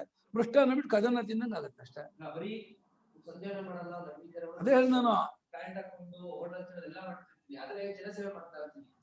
ಅದು ಏನ್ ಗೊತ್ತಾ, ಏನ್ ಮಾಡ್ತೀವೋ ಅದಕ್ಕೆ ಫಲವೇ ಹೊರತು ನೀ ಏನ್ ಬಿಟ್ಟಿದ್ದಕ್ಕೆ ಇಷ್ಟು ಫಲ ಆಗಲ್ಲ. ಯಾಕೆ ಮಾಡದೇ ಇರೋದು ಒಂದು ಫಲ ಆಗಲ್ಲ. ಮಾಡಿದ್ರೆ ಯಾಕೆ ನಿತ್ಯ ಕರ್ಮ ಬಿಟ್ಟಿದ್ರಿಂದ ಪಾಪ ಬರಲ್ಲ, ನಿತ್ಯ ಕರ್ಮ ಮಾಡಿದ್ರೆ ಏನ್ ಬರ್ತಿತ್ತೋ ಅದು ಕಳ್ಕೊಂಡೆ ನೀನು, ಅದೇ ಪಾಪ ಅಂತ ಅನ್ಸ್ಕೊಳ್ಳೋದು. ಇವಾಗ ಏನು ಒಂದು ವ್ಯಾಪಾರ ಮಾಡ್ತೀಯ, ಅಲ್ಲಿ ನಿಂಗೆ ತಿಂಗಳ 5,000 ರೂಪಾಯಿ ಬರುತ್ತೆ, ಇನ್ನೊಂದು ವ್ಯಾಪಾರ ಮಾಡ್ತೀಯ ತಿಂಗಳ 25,000 ಬರುತ್ತೆ. ಇವಾಗ 25,000 ವ್ಯಾಪಾರ ಬಿಟ್ಟು 5,000 ವ್ಯಾಪಾರ ಮಾಡಿದ್ರೆ ನಿಂಗೆ 5,000 ಬಂತು ಅಂತೀಯ, 20,000 ಹೋಯ್ತು ಅಂತೀಯ, 20,000 ಕಳ್ಕೊಂಡೆ ನೀನು. ಅದನ್ನೇ ನಾವು ನಿತ್ಯಕರ್ಮ ಮಾಡಿದ್ರೆ ಪಾಪ ಬರುತ್ತೆ ಇದನ್ನೇ ಹೇಳೋದು. ಮಾಡದೇ ಇರೋದನ್ನ ಪಾಪ ಬರಲ್ಲ, ಮಾಡಿದ್ರಿಂದ ಎಷ್ಟರ ಮಟ್ಟಿನ ಗೈನ್ ಆಗ್ತಿತ್ತೋ ಆ ಗೈನ್ ಕಳ್ಕೊಂಡೆ ನೀನು. ನಿತ್ಯಕರ್ಮ ವೀರ್ಯವತ್ತರ, ಅದಕ್ಕಿಂತ ವೀರ್ಯವತ್ತರವಾದದನ್ನು ಮಾಡ್ಬೇಕು, ಅದು ವೀರ್ಯವತ್ತ. ಯಾವುದೇ ಕರ್ಮವನ್ನೇ ಮಾಡಿ, ಮಾಡುವ ಕರ್ಮದಲ್ಲಿ ಭಾವನೆ ಬಹಳ ಮುಖ್ಯ. ನಿಮ್ಮ ಅಂತಃಕರಣ ಮನಸ್ಸಿನ ಸ್ಥಿತಿ ಪರಮೇಶ್ವರ ಪ್ರೀತ್ಯರ್ಥವಾಗಿ ಉದಾರ ಬುದ್ಧಿಯಿಂದ ಸಮತ್ವ ಬುದ್ಧಿ ಇಟ್ಕೊಂಡು ದ್ವಂದ್ವ ಇಲ್ಲದೇನೆ ಈ ಸೋಷಿಯಲ್ ವರ್ಕ್ ಮಾಡಿದ್ರು, ಸಮಾಜ ಸೇವೆ ಮಾಡಿದ್ರು, ಖಂಡಿತ ಅದಕ್ಕೆ ಪುಣ್ಯ ಉಂಟು. ಹಾಗೆ ಭಗವಂತ ಎಕ್ಕರೋಷಿ ಎದಷ್ಟಾಶಿ ಬಿಟ್ಟ, ಏನ್ ಮಾಡ್ತೀಯೋ ಏನ್ ತಿಂತೀಯೋ ಎಲ್ಲವನ್ನೂ ನನಗೆ ಅರ್ಪಣೆ ಮಾಡಯ್ಯ, ನಾನು ಅದನ್ನ ನೋಡ್ಕೊಳ್ತೀನಿ ಅಂದ್ಬಿಟ್ಟ. ನೀ ಮಾಡಿದ್ದೆಲ್ಲ ನನಗೆ ಅರ್ಪಣೆ ಮಾಡಿ, ತತ್ಪುರುಷ ಮದರ್ಪಣ. ಏನೇ ಮಾಡುವಾಗಲೆಲ್ಲ ಏನ ಪರಮೇಶ್ವರಂ ಪ್ರೀಣಯಾನಿ ಈಶ್ವರೋ ಮೇ ತುಷ್ಯತು. ಈ ಅನಾಥ ಮಕ್ಕಳಿಗೆ ನೀವು ಮಾಡ್ತಿರ್ಬೇಕಾದ್ರೆ ಇದೆಲ್ಲರೂ ಪರಮಾತ್ಮನ ಮಕ್ಕಳು, ಇವರೆಲ್ಲರೊಳಗೂ ಪರಮಾತ್ಮ ಕೂತಿದ್ದಾನೆ. ಎರಡು, ಇವರೆಲ್ಲ ಪರಮಾತ್ಮನ ಮಕ್ಕಳು. ಇವರ ಹೃದಯದಲ್ಲಿ, ನನ್ನ ಹೃದಯದಲ್ಲಿ ಯಾವ ಸ್ವಾಮಿ ಪರಮಾತ್ಮ ಸರ್ವಾತ್ಮ ವಾಸುದೇವ ಭಗವಂತ ಇದ್ದಾನೋ ಅವರಲ್ಲೂ ಈ ವಾಸುದೇವ ಭಗವಂತ ಇದ್ದಾನೆ. ನೇರ ಅವನಿಗೆ ನಾನು ಸೇವೆ ಮಾಡ್ತಾ ಇದ್ದೀನಿ, ಅವನೇ ಸುಪ್ರೀತನಾಗಲಿ ಅನ್ನೋ ಭಾವನೆ ಇಟ್ಕೊಂಡು ಮಾಡಿದ್ರೆ ಖಂಡಿತ ಒಳ್ಳೇದಾಗತ್ತೆ, ಅಲ್ಲಿ ಅನುಮಾನವೇ ಇಲ್ಲ. ಯಾರು ಮಾಡಿದ್ರು, ಈ ಬಡಬಗ್ಗರಿಗೆ, ದೀರ್ಘರಿಗೆ, ಸ್ತಂಭ್ಯರಿಗೆ ಹೋಗಿ ಕೆಲಸ ಮಾಡಿದ್ರು, ಅದ್ ಮಾಡುವಾಗ ನಿಂಗೆ ಕೀರ್ತಿನೋ ದುಡ್ಡೋ ಅಧಿಕಾರವೋ ಇನ್ನೇನೋ ಸಾಮಾಜಿಕ ಆ ಫಲವಾಗತ್ತೆ. ಆದ್ರೆ ಭಗವತ್ಪ್ರೀತ್ಯ ಮಾಡಿದ್ರೆ ಚಿತ್ತ ಆಗುತ್ತೆ. ಅದಕ್ಕಿಂತ ಶಾಸ್ತ್ರೀಯ ಕರ್ಮ, ಪುರಾಣ ಕರ್ಮ ಮೇಲು, ಪುರಾಣ ಕರ್ಮಕ್ಕಿಂತ ಸ್ಮೃತ್ಯುಕ್ತ ಮೇಲು, ಸ್ಮೃತ್ಯುಕ್ತ ಶಾಸ್ತ್ರೀಯ ಶ್ರುತ್ಯುಕ್ತ ಮೇಲು, ಅದು ನಿಜ. ಹೀಗೆ ಅದಕ್ಕೆ ಸರ್ವಾಪೇಕ್ಷಾಚ ಯಜ್ಞಾದಿ ಶ್ರುತೇರಶ್ವವತ್ ಸೂತ್ರ ನಮ್ಮ ಸೂತ್ರದಲ್ಲಿ ಚರ್ಚೆ ಮಾಡಿದ್ದಾರೆ ಭಾಷ್ಯಕಾರರು. ಕರ್ಮಗಳಲ್ಲಿ ಲೌಕಿಕ ಕರ್ಮ, ಪುರುಷವಾದ ಸಂಬದ್ಧವಾದ ಕರ್ಮ, ಲೌಕಿಕ ಕರ್ಮ, ಪುರಾಣೋಕ್ತ ಕರ್ಮ, ಸ್ಮೃತ್ಯುಕ್ತ ಕರ್ಮ, ಶ್ರುತ್ಯುಕ್ತ ಕರ್ಮ ಒಂದಕ್ಕೊಂದು ಏನಾಗ್ತಾ ಹೋಗುತ್ತೆ. ವರ್ಣಾಶ್ರಮ ಧರ್ಮ ಹೆಚ್ಚು ಯಾವತ್ತೂ ಅಷ್ಟೇ. ಕಿಂಚ ನಾಪಿ ಚಿಕಿತ್ಸಾವತ್ ಪ್ರತ್ಯವಾಯೋ ವಿದ್ಯತೆ. ಮತ್ತು ಏನಪ್ಪಾ ಅಂತಂದ್ರೆ ಚಿಕಿತ್ಸಾ ಕರ್ಮ ಹೇಗೆ ಸೈಡ್ ಎಫೆಕ್ಟ್ ಆಗ್ಬಿಡುತ್ತೆ. ಆಯ್ತು ಮಾತು ಕೇಳ್ತಾ ಇಲ್ಲ ಮಾಡ್ತಾ ಕಂಡ್ಕೊಂಡ್ಬಿಡ್ತಾನೆ. ಕಂಡ್ಕೊಂಡ್ಬಿಟ್ಟ ಅಂದ್ರೆ ತತ್ವಜ್ಞಾನವಾಯ್ತು ಅಂದ್ರೆ ಗೆದ್ದ ಅವನಿಗೆ ಇನ್ನೇನ್ ಮಾಡಿದ್ರೆ ಬಿದ್ದು ಹೋಗಲ್ಲ. ತತ್ವಜ್ಞಾನ ಆಗೋವರೆಗೂ ಹುಷಾರಾಗಿರ್ಬೇಕು. ಅಲ್ಲಿವರೆಗೂ ನಿಸ್ಕೋಬಾರ್ದು, ನಂಬ್ಕೋಬಾರ್ದು. ತತ್ವಜ್ಞಾನವಾಗಿ ಪ್ರಪಂಚವೇ ಬಾಧಿತವಾಗಿ ಆತ್ಮೈವೇದಂ ಸರ್ವಂ ಬ್ರಹ್ಮೈವೇದಂ ಸರ್ವಂ ಅನುಭವದಲ್ಲಿ ನಿಂತು ಬಿಟ್ಟ ಅಂದ್ರೆ ಅವನಿಗೆ ಮುಂದಕ್ಕೆ ಅವನು ಏನ್ ಮಾಡೋದು ಜಾರಲ್ಲ. ಗುರುಗಳು ಹೇಳಿದ್ದನ್ನೇ ಇನ್ನೊಂದು ಆರ್ಡರ್ ಇಂದ ಸಾಧಕರು ನೋಡ್ಕೊಳ್ಳೋದಾದ್ರೆ, ಈಗ ಮನಸ್ಸಲ್ಲೇನೆ ಆತ್ಮಪ್ರತ್ಯಯ ರಿಫ್ಲೆಕ್ಟ್ ಆಗಿ ಸ್ವರೂಪ ನಿಶ್ಚಯ ಆಗ್ಬೇಕು. ಯಾಕೆ ಅಂದ್ರೆ ತಪ್ಪು ತಿಳುವಳಿಕೆ ಆಗಿರೋದು ಬುದ್ಧಿನಲ್ಲೇ. ಬುದ್ಧಿ ಮನಸ್ಸು ಎಲ್ಲ ಒಂದ್ ಮಾಡ್ಕೊಂಡು ಹೇಳ್ತಿದೀನಿ ಅಂತಃಕರಣದಲ್ಲಿ. ಸೊ ಈಗ ವೇದಾಂತಕ್ ನಾವೆಲ್ಲ ಪ್ರಾರಂಭ ಮಾಡಿದೀವಿ. ಗುರುಗಳು ಉಪದೇಶ ಮಾಡಿದ್ರು, ತತ್ವಮಸಿ ಅಂತಾನೋ ಏನೋ ಒಂದು ಉಪದೇಶ ಮಾಡಿದ್ರು. ಅಷ್ಟ್ರಲ್ಲೇ ಉತ್ತಮಾಧಿಕಾರಿಯಾಗಿದ್ರೆ ಆ ಚಿತ್ತದರ್ಪಣ ರಿಫ್ಲೆಕ್ಟ್ ಮಾಡಿ ನಾನ್ ಹೀಗೆ ಅಂತ ನಿಶ್ಚಯ ಮಾಡ್ಕೊಂಡ್ಬಿಡ್ಬೇಕಾಗಿತ್ತು. ನಮ್ಮ ಚಿತ್ತ ಅಷ್ಟು ಪ್ಯೂರ್ ಆಗಿದ್ರೆ ಕನ್ನಡಿ ತರ ಅದು ರಿಫ್ಲೆಕ್ಟ್ ಮಾಡ್ಬೇಕಾಗಿತ್ತು. ಸೊ ನಾವೇ ನೋಡ್ಕೋಬೇಕು, ಅದು ರಿಫ್ಲೆಕ್ಟ್ ಮಾಡ್ತಾ ಅನುಭವದಲ್ಲಿ ನೆಲೆ ನಿಂತ್ವಾ ಅಂತ. ಇಲ್ಲ ಅಂದ್ರೆ ನೆಕ್ಸ್ಟ್ ಒಂದ್ ಸ್ಟೆಪ್ ಇಳ್ಕೋಬೇಕು. ಆ ಸ್ಟೆಪ್ ಇಳ್ಕೊಳ್ಳೋದೇನು? ವಾಕ್ಯಾರ್ಥ ವಿಚಾರ ಶ್ರವಣ ಆಗಿದೆ ಗುರುಗಳಿಂದ. ಮನನ ನಿಧಿಧ್ಯಾಸನ. ಮನನ ಅಂದ್ರೆ ಅದನ್ನೇ ಶಾಸ್ತ್ರದಲ್ಲಿ ಹೇಳಿರುವಂತಹ ಈ ಸಾಧನೆಗಳು ತುಂಬಾ ಇದೆ. ದೃಗ್ದೃಶ್ಯ ಪ್ರಕ್ರಿಯೆ, ಕಾರ್ಯಕಾರಣ ಪ್ರಕ್ರಿಯೆ, ಅವಸ್ಥಾತ್ರಯ ಪ್ರಕ್ರಿಯೆ, ಇದೆಲ್ಲ ವಿಚಾರ ಮಾಡಿ ಹೌದು ನಾ ಹೀಗಿದ್ದೀನಿ ಅಂತ ತಾನೇ ನಿಶ್ಚಯ ಮಾಡ್ಕೊಂಡು ಅನುಭವದಲ್ಲಿ ಗುರ್ತಿಸ್ಕೊಳ್ಳೋದು. ಅದು ಸೆಕೆಂಡ್ ಸ್ಟೆಪ್. ಅದು ಆಗಲ್ಲ, ನಮ್ಗೆ ಆಗ್ತಿಲ್ಲ, ಅದ್ ನಮ್ಗೆ ಗೊತ್ತಾಗುತ್ತೆ ಆಗ್ತಿದ್ಯಾ ಆಗ್ತಿಲ್ವಾ ಅಂತ. ಅಲ್ಲಿ ಸೆಟ್ಲ್ ಆಗ್ಬೇಕು. ಅದಾಗ್ಲಿಲ್ವಾ ಇನ್ನೊಂದ್ ಹಂತ, ಅದನ್ನ ಗುರುಗಳು ಹೇಳಿದ್ದು. ಇನ್ನೊಂದ್ ಹಂತ ಕೆಳಗಿಳಿಯೋದು ಧ್ಯಾನ ಯೋಗ. ಧ್ಯಾನ ಯೋಗ 24/7/365 ಇದೆಲ್ಲ ಅರ್ಧ ಗಂಟೆ 1 hour ಕೆಲಸ ಅಲ್ಲ. ಸೊ ಆ ತರ ಮುಳುಗ್ಬಿಡ್ಬೇಕು. ಅಂದ್ರೆ ಯಾವಾಗ್ಲೂ ಆ ವೃತ್ತಿಗಳು ಹೊರಗಿನ ವಿಚಾರಕ್ಕೆ ಹೋಗಲ್ಲ, ಆತ್ಮ ವಿಚಾರದಲ್ಲೇ ಮುಳುಗ್ತಾ ಇರುತ್ತೆ. ಅದೇ ಅಭ್ಯಾಸ ಆಗ್ಬಿಡುತ್ತೆ ಆ ಚಿತ್ತಕ್ಕೆ. ಸೊ ಅದು ಒಂದು ಪ್ರಾಸೆಸ್ಸು ಈ ಚಿತ್ತಾನ ನಿರ್ಮಲ ಮಾಡ್ಕೊಳಕ್ಕೆ. ಯಾಕೆ ಅಂದ್ರೆ ವಾಕ್ಯಾರ್ಥ ಆ ರೀತಿ ರಿಫ್ಲೆಕ್ಟ್ ಆಗ್ಲಿ ಅಂತ. ಅದು ಆಗ್ತಿಲ್ಲ. ಧ್ಯಾನ ಕೂತ್ಕೋತೀವಿ, 1/4 ಗಂಟೆ ಆದ್ರೆ ಎಲ್ಲೆಲ್ಲಿಗೋ ಹೊರಟೋಗತ್ತೆ, ಆಗ್ತಾನೆ ಇಲ್ಲ ಕೂರಕ್ಕೆ. ಒಂದ್ ದಿನದಲ್ಲಿ ಒಂದು 4-5 hours ಇರ್ಲಿ, ಒಂದು 45 minutes ಕೂರಕ್ ಆಗಲ್ಲ ಅಂದ್ರೆ ಇನ್ನೂ ನಮ್ಮಲ್ಲಿ ಅಷ್ಟು ದೋಷ ಇದೆ, ಅಷ್ಟು ಕಷಾಯ ಇದೆ, ಅಷ್ಟು ವಿಕ್ಷೇಪ ಇದೆ ಅಂತ. ಆಗ ಇನ್ನೊಂದ್ ಸ್ಟೆಪ್ ಇಳ್ಕೋಬೇಕು. ಆ ಇನ್ನೊಂದ್ ಸ್ಟೆಪ್ ಇಳ್ಕೊಳ್ಳೋದನ್ನೇ ಕರ್ಮಯೋಗ ಅಂತ ಇರೋದು ಗುರುಗಳು. ಕರ್ಮಯೋಗದಲ್ಲಿ ನಮಗೆ ಬಲುಮಟ್ಟಿಗೆ ರಜೋಗುಣ ನಮ್ಮಲ್ಲೆಲ್ಲ ಹೆಚ್ಚಿರುತ್ತೆ. ದೇವತಾಪಾಸನೆ ಮಾಡ್ಬೋದು, ಮಾಡ್ಬೋದು. ದೇವತಾಪಾಸನೆ ಮಾಡಿ ಅದು ಆಗದೆ ಕರ್ಮಯೋಗ ಉಪಾಸನೆ ಮಾಡ್ಬೋದು. ಗುರುಗಳು ಹೇಳ್ದಂಗೆ ಯಾವ್ದಾರ ಒಂದು ಶಿವೋಪಾಸನೆ, ನಾರಾಯಣೋಪಾಸನೆ ಮಾಡ್ತಾ ಕೂತ್ಕೋಬಹುದು. ಹೌದು, ಅದೂನು ಅಷ್ಟೇ 24/7/365. 1/2 hour 1 hour ಬೇರೆ ಟೈಮು ಬೇರೆ ಆಕ್ಟಿವಿಟೀಸು ಅಂದ್ರೆ ಅದು ಉಪಾಸನೆ ಅನ್ನಿಸ್ಕೊಳಲ್ಲ. ಉಪಾಸನೆ ಅನ್ನೋದು ಮುಳುಗ್ ಬಿಡ್ಬೇಕು ಎಲ್ಲ. ಅದಕ್ಕೆ ಸನ್ಯಾಸಿ ಅನ್ನೋದು.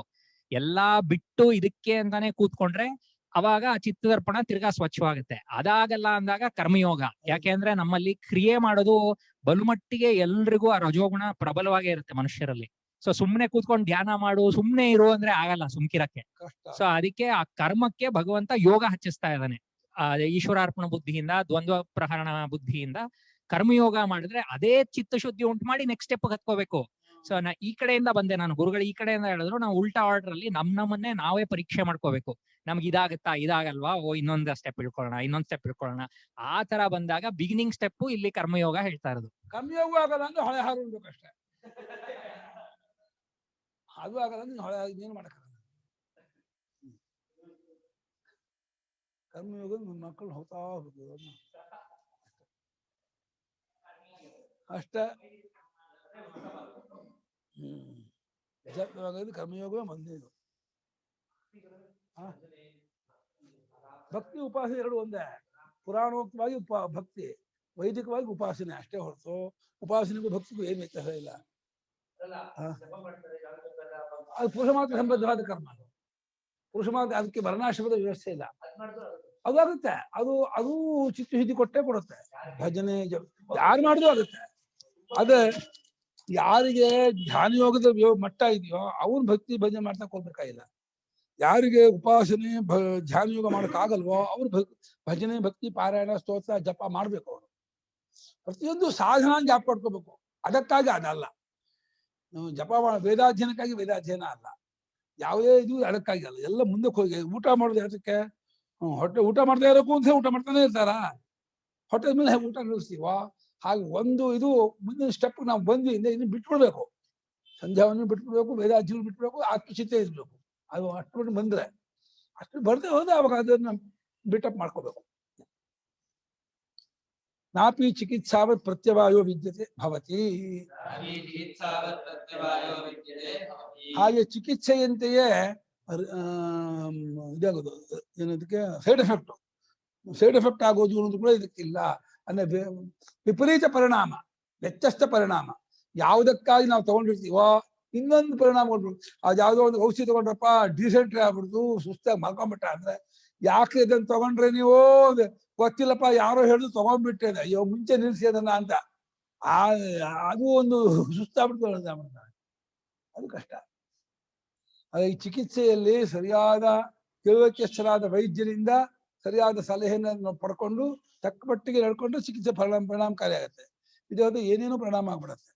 ಆ ರೀತಿ ಕರ್ಮಯೋಗದಲ್ಲಿ ದುಷ್ಪರಿಣಾಮ ಅನ್ನೋದು ಇಲ್ವೇ ಇಲ್ಲ, ಆಗೋದೇ ಇಲ್ಲ.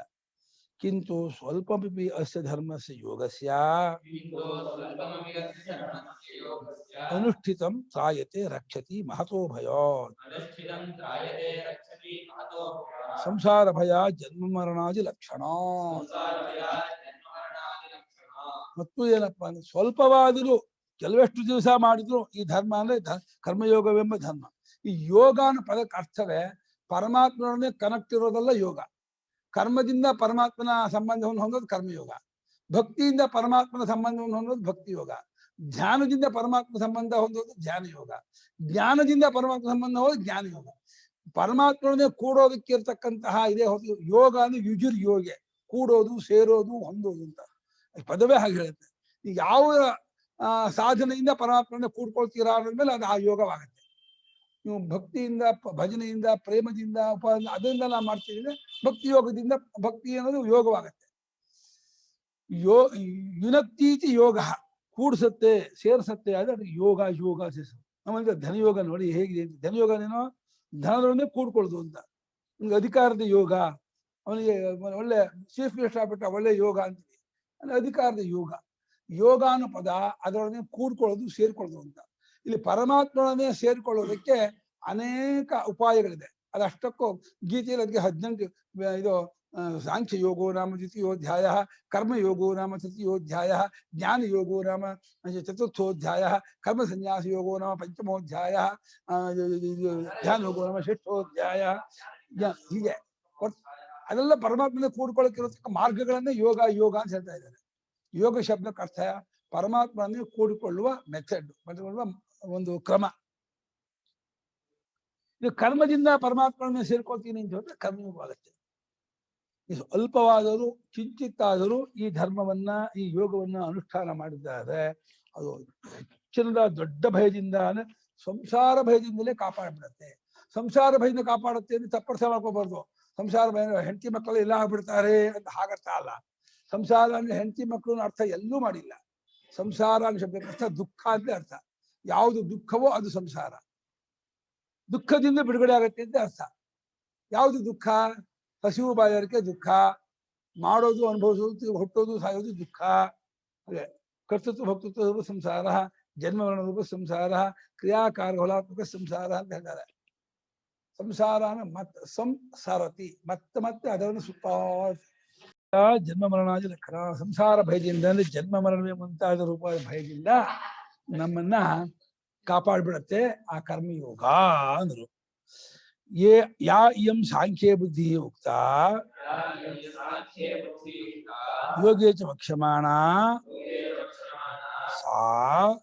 ಅದು ಹೇಗಿದೆ ಹಿಂದೆ 11ನೇ ಶ್ಲೋಕದಿಂದ 30ನೇ ಶ್ಲೋಕದವರೆಗೆ ಸಾಂಖ್ಯ ಬುದ್ಧಿನ ಹೇಳ್ದ. ಹಾಗೆಯೇ ಯಶಾತೆ ವಿಹಿತ ಸಾಂಖ್ಯ ಬುದ್ಧಿರ್ಯೋಗಿ ಆಮೇಲೆ ಇದು 40 ನೇಹಾವಿಕ್ರಮನಾಶೋಸ್ತಿ ಶುರು. ಸಾಂಖ್ಯ ವಿಷಯದಲ್ಲಿ, ಜ್ಞಾನ ವಿಷಯದಲ್ಲಿ ಬುದ್ಧಿಯನ್ನ ಅಂದ್ರೆ ತಿಳುವಳಿಕೆಯನ್ನ ಹೇಳಿದೀವಲ್ಲ ಅದು, ಮತ್ತು ಯೋಗದ ವಿಷಯದ ಮುಂದೆ ಹೇಳ್ತೀವಲ್ಲ ಅದು. ಅದೆರಡು ಹೇಗಿದೆ ಅಂತಂದ್ರೆ ಅದು ಒಂದೇ ಮಾರ್ಗವನ್ನೇ ಸೂಚನೆ ಮಾಡುತ್ತೆ. ಸಾಂಖ್ಯ ಬುದ್ಧಿಗೂ ಯೋಗ ಬುದ್ಧಿಗೂ ಒಂದೇ ಗುರಿ, ಒಂದೇ ಡೆಸ್ಟಿನೇಷನ್. ಆದ್ರೆ ಅವ್ಯವಸಾಯಿನ ಬಹುಶಾಖಾ ಅನಂತಹ. ಯಾರಿಗೆ ನಿಶ್ಚಯವಿಲ್ಲವೋ, ಭೋಗಗಳಲ್ಲಿ ವಿಷಯಗಳಲ್ಲಿ ಆಸಕ್ತಿ ಇದೆಯೋ ಅವರ ಬುದ್ಧಿ ಅನೇಕ ಶಾಖವಾಗಿರುತ್ತೆ. ವಿಷಯದಲ್ಲಿ ಯಾವ ಬುದ್ಧಿ ಉಂಟೋ, ಯಾವುದನ್ನು ಹೇಳಿದೀವೋ ಕರ್ಮಯೋಗದಲ್ಲಿ ಮುಂದೆ ಹೇಳ್ಬೇಕು ಅಂತ ಏನು ಅನ್ಕೊಂಡಿದ್ವೋ ಅದು ಯಾವ ರೀತಿ ಇದೆಯಪ್ಪ ಅಂತ ಕೇಳಿದ್ರೆ ವ್ಯವಸಾಯಾತ್ಮಿಕ ಬುದ್ಧಿ ಏಕೇಹ ಕುರುನಂದನ ಬಹುಶಾಖಾಹ್ಯನಂತಾಶ್ಚ ಬುದ್ಧಯೋ ವ್ಯವಸಾಯಿನಾಂ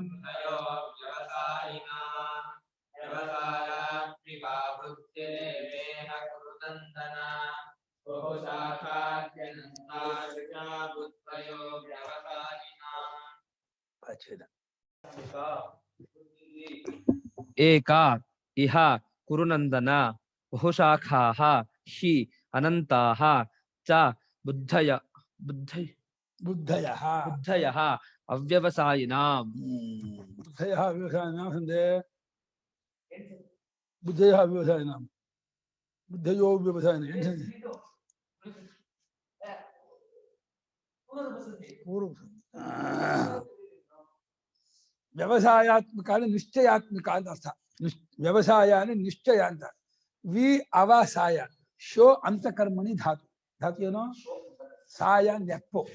ವಿ ಅವ ಉಪಸರ್ಗ ವ್ಯವಸಾಯ. ಆಮೇಲೆ ವ್ಯವಸಾಯ ಆತ್ಮ ಯಸ್ಯಾಹ ಸ ವ್ಯವಸಾಯಾತ್ಮಕ. ನಿಶ್ಚಯಾತ್ಮಕ ಅಂತ ಅರ್ಥ. ನಿಶ್ಚಯಾತ್ಮಕವಾದ ಬುದ್ಧಿ ಒಂದೇ. ಅನಿಶ್ಚಯ ಬುದ್ಧಿ ಎಷ್ಟೋ ಅದು ಅನಂತ ಕೋಟಿ. ಯಾವತ್ತೂ ಅಷ್ಟೇ 18 × 144 ಒಂದೇ. ತಪ್ಪು ಎಷ್ಟೋ 18 × 143, 18 × 145, 18 × 142, 18 × 146, 18 × 141, 18 × 147 ಅಷ್ಟು ತಪ್ಪೆ. 18 × 144 ಒಂದೇ ಕರೆಕ್ಟು. ತಪ್ಪು ಎಷ್ಟೋ ಬಾಕಿದೆಲ್ಲ ತಪ್ಪೆ. ಎಷ್ಟೇನು ತಪ್ಪೆ. ಸರಿ ಒಂದೇ ಯಾವತ್ತೂ ಅಷ್ಟೇ. ತಪ್ಪೆಷ್ಟು ಅಂತ ಕೇಳಿ ಸರಿ ಒಂದು ಹೇಳಿದ್ರೆ ಸಾಕೆ ಹೊರತು ತಪ್ಪೆಷ್ಟು ಅಂತ ಹೇಳ್ತಾ ಕೂತ್ಕೋಬಾರ್ದು. ತಪ್ಪೆಷ್ಟು ಅಂತ ಹೇಳ್ತಾ ಕೂತ್ಕೊಂಡ್ರೆ ಮುಗಿಯತ್ತ ತಪ್ಪು. ತಪ್ಪು ಅನಂತ, ಸರಿ ಒಂದೇ. ಹಾಗಾಗಿ ಈ ಮೋಕ್ಷ ಮಾರ್ಗದಲ್ಲಿ ನಿಶ್ಚಯಾತ್ಮಕವಾದ ಬುದ್ಧಿ ಏನುಂಟು ಅದು ಒಂದೇ ಸರಿಯಾದ ಬುದ್ಧಿ. ಇದು ಏನಂದ್ರೆ ಕರ್ಮಯೋಗದ ಒಂದು ದಾರ ಹಿಡ್ಕೊಂಡು ಅಲ್ಲಿಂದ ಜ್ಞಾನಯೋಗದ ದಾರ ಹಿಡ್ಕೊಂಡು ಆ ದಾರದ ನೇರಕ್ಕೆ ಬರುವಂತಹ ಎಲ್ಲಾ ಯೋಗವು ಆ ಕರ್ಮಯೋಗದ ಮಾರ್ಗವೇ.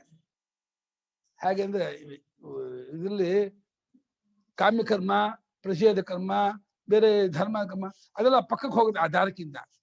ಈ ಒಂದು ದಾರ ಎಳೆದ್ರೆ ಕರ್ಮಯೋಗದಿಂದ ಮೋಕ್ಷಕ್ಕೆ ದಾರ ಎಳೆದ್ರೆ ಅದಕ್ಕೆ ಹೊಂದ್ಕೊಳ್ಳೋದೆಲ್ಲ ಅದ್ರ ಮೆಟ್ಲಾಗುತ್ತೆ. ಕರ್ಮಯೋಗ, ಅದು ಧ್ಯಾನ ಯೋಗ, ಭಕ್ತಿ ಯೋಗ ಈ ದಾರದಲ್ಲಿ ಬರುತ್ತೆ, ಈ ನೇರಲ್ಲಿ ಬರುತ್ತೆ. ಇದ್ರ ಪಕ್ಕಕ್ಕೆ ಹೋಗುತ್ತೆ, ಕವಲಾಗುತ್ತೆ. ಈ ಕಾಮ್ಯಕರ್ಮವಾಗಲಿ, ಧರ್ಮಕರ್ಮವಾಗಲಿ, ಪ್ರಷೇಧ ಕರ್ಮವಾಗಲಿ ಅಡ್ಡದಾರಿಗೆ ಹೋಗಿ ಸಂಸಾರಕ್ಕೆ ಕಾರಣವಾಗುತ್ತೆ. ಇದು ಒಂದೇ ಮೋಕ್ಷದವರೆಗೂ ಕಾಣುತ್ತೆ. ಇದೀಗ ಮೋಕ್ಷ ಬರಿ, ಹಿಂದೆ ಕರ್ಮಯೋಗ ಬರಿ, ಅಲ್ಲಿಂದ ಅಲ್ಲಿಗೊಂದು ದಾರ ಏರಿ ಆ ದಾರದ ಒಳಗೆ ಬರುವಂತಹ ಯೋಗವೆಲ್ಲ ಇದು ಸರಿಯಾದ ಮಾರ್ಗ. ಅದು ಒಂದೇ ಇದನ್ನ ಗುರಿ ತೋರಿಸುತ್ತೆ. ಇದೆಲ್ಲ ಕವಲಾಗತ್ತೆ ಬಾಕಿದೆಲ್ಲ.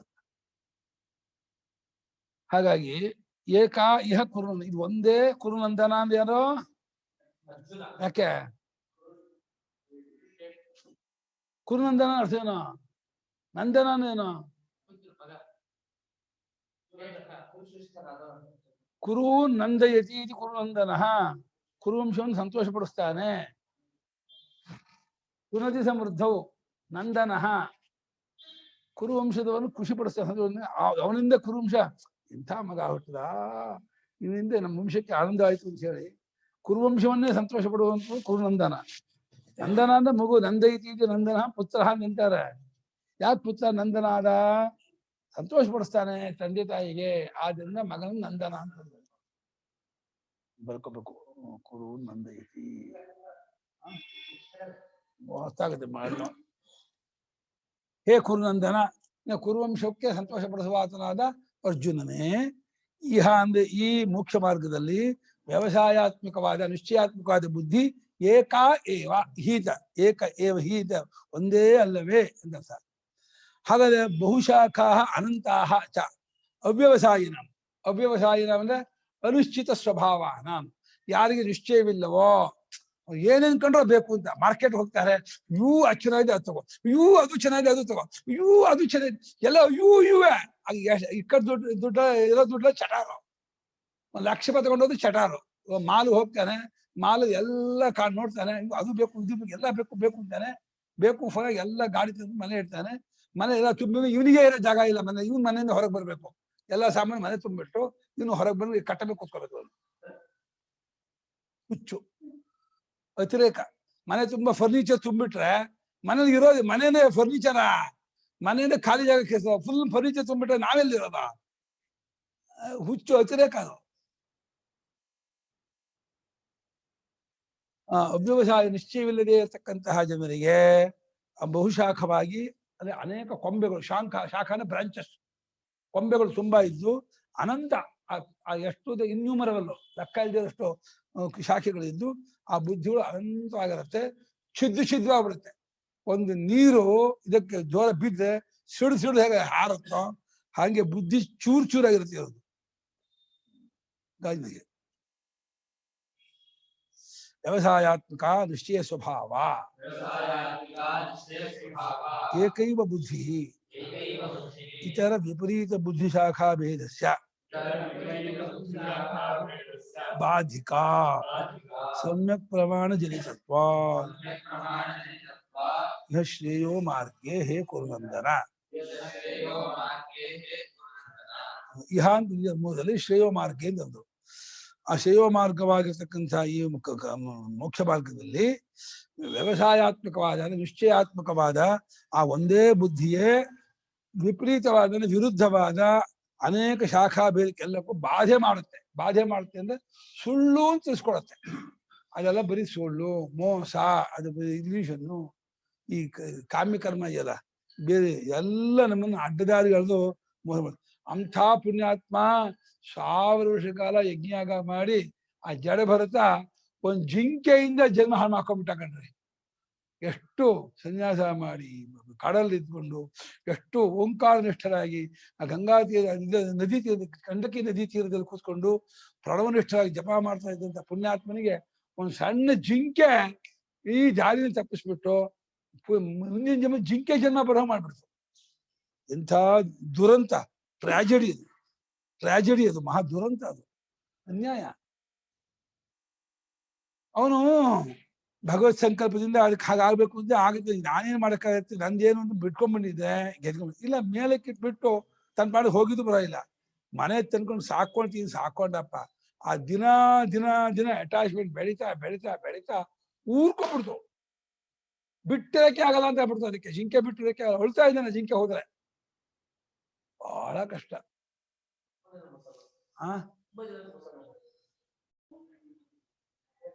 ವಿರುದ್ಧವಾದಂತಹ ಬುದ್ಧಿಯ ಶಾಖಾ ಭೇದಕ್ಕೆ ಎಲ್ಲಕ್ಕೂ ಅದು ಬಾಧಕ, ಅದು ಅಳಿಸಾಕುವಂಥದ್ದು. ಯಾಕೆ ಹೇಳಿದ್ರೆ ಇದು ಸಮ್ಯಕ್ ಪ್ರಮಾಣ ಅಂದ್ರೆ ವೇದಾಂತ ಪ್ರಮಾಣ. ವೇದಾಂತವೇ ಸರಿಯಾದ ಪ್ರಮಾಣ.